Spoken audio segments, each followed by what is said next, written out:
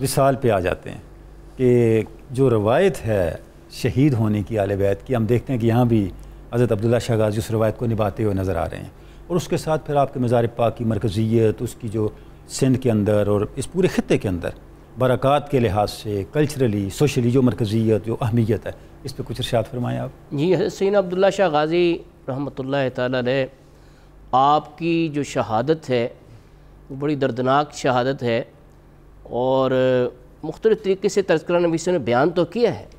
لیکن جو اصل اس کی فلسفی ہے وہ یہی ہے کہ پیچھے سے عباسی جو خلفاء تھے ان کا پریشر تھا کہ ان کو شہید کیا جائے، تو یہی وجہ ہے کہ وہ تو بچتے رہے جب دریائے مہران کے کنارے آ رہے تھے شکار کرتے ہوئے، تو وہ تو لیکن ان کو بارہا بتایا گیا، اس کے سپاہیوں نے بتایا، ہشام بن عمر کے بھائی کو اس کے سپاہیوں نے بتایا کہ یہ حضرت شاہ عبداللہ غازی ہیں اور یہ رسول اللہ صلی اللہ علیہ وسلم کی اولاد میں سے ہیں، تو اس نے اس کے باوجود یہ اقدام کیا، اور ان کی پوری کوشش تھی کہ وہ آپ کا سر کاٹ کر وہاں بھیجیں ابو جعفر منصور کے پاس جو عباسی خلیفہ۔ اور عجیب بات یہ ہے کہ ابو جعفر منصور اور عباسی خلفاء وہ واقعہ کربلا کے جو بعد میں اثرات ہیں اس کے نتیجے میں اہل بیت کے حق کو حاصل کرنے کا نعرہ لگا کر آئے تھے، لیکن سب سے پہلے انہوں نے خاندان رسول کا مقابلہ کیا، اور بدعہدی کی۔ امام محمد نفس زکیہ سے ان کا وعدہ تھا کہ ہم آپ کو بٹھائیں گے منصب خلافت پر، لیکن سب سے پہلے بدعہدی اور خلاف ورزی انہوں نے کی۔ اب انہی کا پریشر تھا، اس پریشر کے نتیجے میں ایون کہ وہ سر کاٹ کر بھی لے جانا چاہتے تھے، آپ کے مریدوں نے تحفظ کیا اور یہ اونچی پہاڑی پر آپ کو دفن کیا گیا، اور وہ پھر وہاں پہ آپ کا مزار تعمیر کیا گیا۔ پہلے قدیم تھا وہ بھی ہم نے دیکھا ہے، پھر جدید بنا وہ بھی بڑا عالی شان، لیکن قدیم میں ایک اور ہی حسن تھا۔ بہرطور یہ جگہ بڑی بابرکت ہے، اور وہاں پر دعائیں قبول ہو رہی ہیں۔ قرآن کریم میں بھی اس کا ملتا ہے ہنالک دعا زکریا ربہ، کہ مریم کے پاس زکریا علیہ السلام نے دعا کی تو وہ دعا قبول ہوئی۔ اس طرح وہاں پہ دعائیں قبول ہو رہی ہیں، اور بڑی بڑی برکتیں اللہ تعالیٰ کی رحمتیں حاصل ہو رہی ہیں حضرت عبداللہ شاہ غازی رحمۃ اللہ علیہ کے توسل سے اور ان کے وسیلے۔ یہاں پر میں مولانا شاہ نورانی کی عقیدت کا حوالہ دینا چاہوں گا کہ انہوں نے وصیت کی کہ مجھے یہاں پر ان کے دامن میں دفن کیا جائے۔ ان کی والدہ بھی وہیں مدفون ہے، خود وہ بھی۔ اور ایک واقعہ میں اور عرض کر دوں، بڑا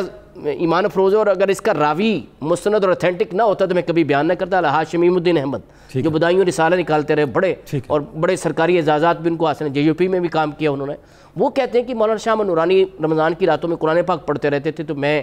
فارغ ہوا، میں نے کہا چلیں وہ دور کر رہے ہوں گے، کیونکہ انہوں نے تقریباً 66 مصلے سنائے تھے، تو میں ان کے پاس جاتا ہوں۔ کہتے ہیں خلاف معمول جب ہم پہنچے تو کہنے لگے ہم عبداللہ شاہ غازی جا رہے ہیں۔ 11 بجے کے بعد کا وقت تھا، عبداللہ شاہ غازی پہنچے تو وہ اوقاف کے نمائندے نے کہا کہ جناب دربار تو بند ہو چکا ہے، تو انہوں نے کہا اچھا آپ کچھ نہ کرو، آپ کے اوپر ایکشن ہو سکتا ہے، ہم جاتے ہیں۔ اور دربار کے دروازے کو جا کے کھٹکھٹایا اور کہا کہ بلاتے بھی ہیں اور پھر دروازہ بھی بند کر دیتے ہیں۔ تو شمیم الدین احمد کا بیان ہے کہ دروازے کا قفل خود بخود کھل گیا اور مولانا شاہ نورانی نے اندر جا کر حاضری دی۔ تو بڑے بڑے علماء محدثین یہاں پر حاضری دیتے رہے ہیں کہ شاہ عبداللہ غازی ایک بہت بڑے عالم اور بہت بڑے محدث بھی تھے، اور بہت بڑے مجاہد بھی تھے، بہت بڑے عابد بھی تھے، اور بہت بڑے زاہد بھی تھے، اور یہ برکتیں اب ان کے مزار پر موجود ہیں، اور وہاں دعائیں قبول ہو رہی ہیں، اور دنیا کو یہ میسج اور لیسن دے رہی ہیں کہ نوع انسان کے دلوں میں زندہ رہنا ہے، اگر نوع انسان کے دلوں میں زندہ رہنا ہے اگر شاہ غازی کی طرح تو خدمت اسلام کر۔ تو یہ آپ کا میسج اور لیسن ہے کہ اس طرح سے آئین جواں مرداں حق گوئیو بے باقی، اللہ کے شعروں کو آتی نہیں روباہی، کہ اس طرح ڈٹ کے کلمہ حق بلند کریں اور اس میں اپنی جان کی بھی پرواہ نہ کریں۔ اور یہ درس آپ کو اپنے جد گرامی سے ملا تھا کہ جب ان کی شہادت کا وقت آیا تھا تو انہوں نے نعرہ لگایا تھا فزت برب الکعبہ، رب کعبہ کی قسم میں کامیاب ہو گیا۔ تو اس طرح آپ نے بھی شہادت کو حاصل کیا۔ علامہ اقبال کہتے ہیں شہادت ہے مطلوب و مقصود مومن، نہ مال غنیمت نہ کشور کشائی،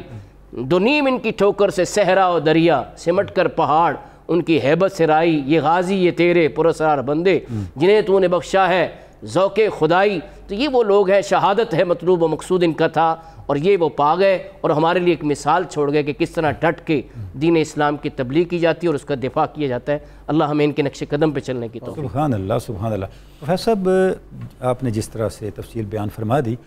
یعنی اس کا مطلب یہ ہوا کہ جو کردار کی شمع جلائی ان ہستیوں نے، ہماری بقا اس کے ساتھ ہے۔ اور یہ جو خطہ ہے ہمارا، جو ملٹی کلچرل ہے، ملٹی لنگول ہے، ملٹی ایتھنک ہے، تو اس میں وحدت کی بنیاد تو یہی قرار پاتی ہے۔ وہی بات جو بٹائی کہہ رہے ہیں، سچ سرمست کہہ رہے ہیں،